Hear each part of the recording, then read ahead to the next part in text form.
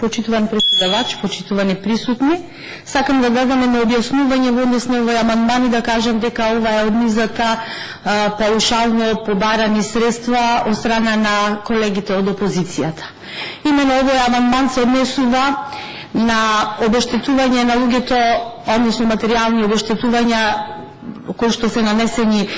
поради материјалните штети од низата земјотреси што го погоди Охрид и гласи да прочитам вака. Со овој амандман се предлага да се обезбеда средства со висина од 600 милиони денари за помош по повод на станатите материјални штети од низата земјотреси што го погоди Охрид.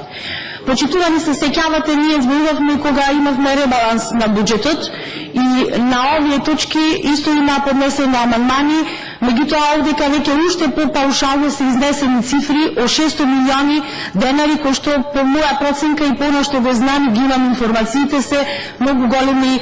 побарувања. Имам материјал, односно податоци кои што укажуваат дека во претходниот состав на Советот на општина Охрид поминато е пред се барање кое што е упатено до владата на Република Македонија, а се однесува на проценките кои што се извршени од Комисијата за штети од земјотресите во Охрид и Охридско, кои што се во износ од 58 милиони 700 илјади денари. Значи, ако погледнеме, 600 милиони се бараат, а штетите се веќе проценати од одредена комисија кои што се доставени до владата и верувам дека владата тоа ќе го има во предвид. Бидејќи овдека и во амандманов не е дадено ништо како појаснување за кои материјални штети се однесува, ова што го кажав претходно се однесуваше на проценките на материјалните штети што се направени, а ако се сеќавате во претходната расправа за ребалансот имавме и расправа околу штети што би претрпеле туристичките работници во однос на тоа што се случуваше во летото со низата од земјотреси во Охрид и Охридско. Морам да ви кажам дека ако се погледне во Агенцијата за промоција и поддршка на туризмот, ќе видиме дека наспроти нивното тврдење заклучно, значи од јануари-септември 2017 година,